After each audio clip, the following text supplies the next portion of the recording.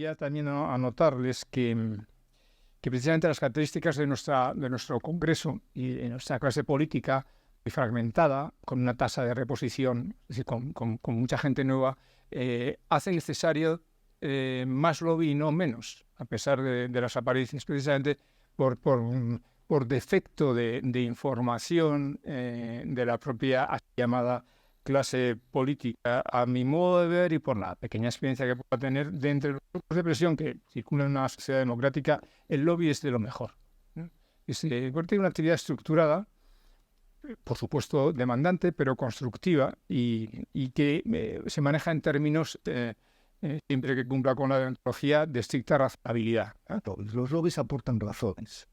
Y yo creo que cuando en una sociedad se aportan razones y hay una multiplicidad de lobistas bien preparados que aportan datos y razones, en debate público se enriquece.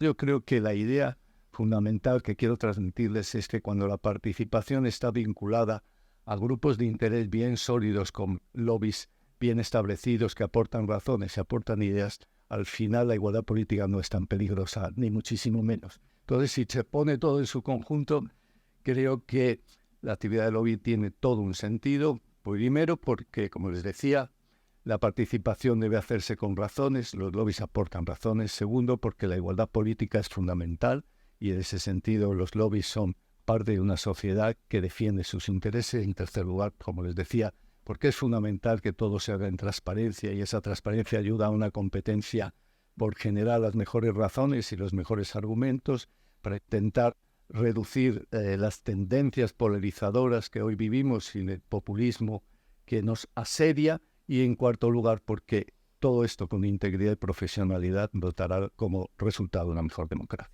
Nada más. A más democracia, más lobby. Y cuanto más consolidado y profesional el lobby, mejor democracia. Por ello, cuando nos decidimos a escribir el libro, este fue uno de los objetivos: contribuir a esa profesionalización.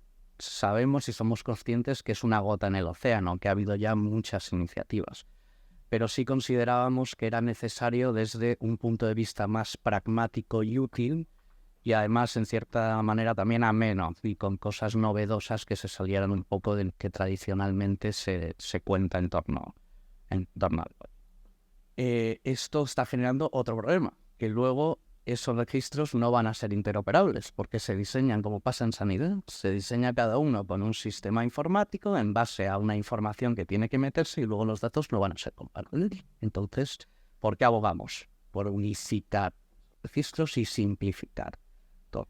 Esta carrera por ser el más transparente, ¿en qué se está resultando? Pues en una proliferación de regulaciones de las distintas administraciones en distintos niveles de decisión. Lo primero de todo, tener una regulación no implica ser el más transparente, sino que tiene que ser efectivo y poder ser comparable. Lo que nos va a hacer todas estas regulaciones es no poder comparar esos. Segundo, el lobby no solo lo hacen las grandes empresas, sino que hemos visto que organizaciones no gubernamentales, fundaciones, consorcios tienen mucha actividad y están muy presentes día a día, además de invertir también bastante presupuesto. Y tercero, las organizaciones españolas y también las comunitarias vamos muy por detrás en cuanto a la percepción del valor de esta actividad de cara a futuro. Somos muy cortoplacistas. Normalmente lo que se ve es el resultado, el impacto en la cuenta de resultados en el mismo año, pero esto es un trabajo estratégico de largo plazo. Teniendo en cuenta el impacto que la actividad de lobby tiene en la toma de decisiones públicas, el lobista tiene una gran responsabilidad. El político tiene una gran responsabilidad también. Pero el lobista también, porque él no puede caer en actividades o en generar confusión o en actuar únicamente por su beneficio propio o el de su organización, ¿no? El lobista tiene que tener esa capacidad de casar cuál es el interés propio de tu organización y cuál es el interés social, cuál es el interés del político que está defendiendo los intereses de sus votantes y de la sociedad, ¿no? Y en base a eso, proponer. Por un lado, en formar alianzas, en buscar aquellos agentes, aquellas personas, aquellas entidades que cuentan con intereses comunes o afines a los tuyos y con los que puedes trabajar en una dirección. En segundo lugar, sería la generación de contenidos, que pueden servir de referencia, ¿no? Pueden ser datos en base a estudios econométricos o o en base a encuestas, o puede ser comparativas o aprendizajes de lo que sucede en otros países, ¿no? No siempre vamos a ser los primeros en todo. Siempre hay ejemplos de otros países que ya se han movido en alguna dirección. Tenemos que aprender también de qué han hecho ellos, de si ha funcionado o de si no ha funcionado, ¿no? Y el por qué. Y luego un plan de difusión.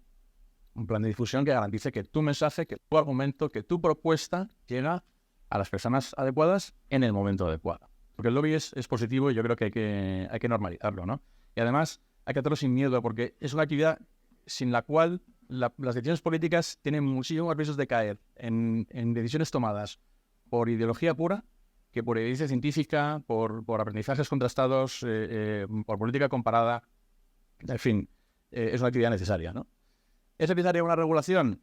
Hombre, yo creo que si se hace con una visión inclusiva y que no suponga las trabas que hemos comentado, pues sí, sería positivo, ¿no? ¿Es necesaria una colegiación de la actividad, como comentamos en el libro? Pues lo que está claro es que hace falta una mayor formación sobre esto, una mayor claridad y, bueno, sobre todo a nivel universitario, que permita a los jóvenes entenderla, hacer una inmersión en ella y, si lo deciden, dedicarse a esto de una forma profesional y reglada, siguiendo un código ético que es importantísimo, ¿no? Y además hay que creérselo, porque si tú firmas un código ético pero luego no te lo crees, pues entonces tampoco se ve nada. Estamos ante un tema que nos afecta a todos y cada uno de los servidores públicos y especialmente a los legisladores. Por lo tanto, estamos hablando de cómo el político, el legislador, toma decisiones.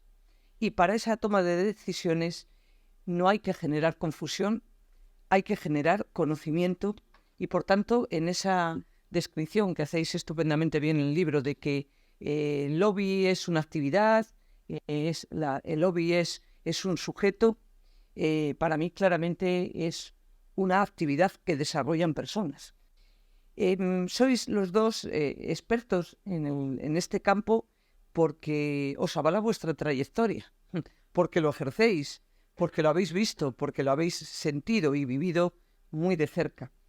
Tenéis, creo que, una visión práctica de las cosas. Hay que ser bastante prácticos, saber en el mundo en el que vivimos, especialmente el de la política líquida, a la que ahora nos estamos dedicando casi todos, una política que está basada exclusivamente o casi exclusivamente en el ruido, que es lo más alejado del conocimiento y de la información. Sois una herramienta y una vía para que la sociedad civil ejerza su derecho, que lo tiene, y cumpla su deber de interactuar con la clase política. Los lobbies tenéis acceso a información que no siempre está al alcance de toda la sociedad. Tenéis en muchos casos muchísima más información que nosotros. Bebéis de fuentes de información que a nosotros a veces no nos da casi ni tiempo a poder haber analizado. Y sois, por tanto, un puente de comunicación claro entre los políticos y la sociedad civil. Por eso vuestro papel es imprescindible. Por lo tanto, los lobbies sois complementarios en la toma de decisiones. Ayudáis a esa toma de decisiones con diálogo constructivo, con información fundamentada y con argumentos. Los argumentos se sacan siempre de la información y de la construcción y del análisis de esa información. Desde aquí, desde el Congreso de los Diputados, deberíamos de colaborar para que se promueva vuestra profesionalización y vuestra regulación. Una regulación básica, porque efectivamente tenemos que trabajar por el buen lobista, por este manual del buen lobista. Esta sesión podría terminar con las palabras profesionalidad, igualdad política, transparencia, integridad, ética, decisiones justas y principios.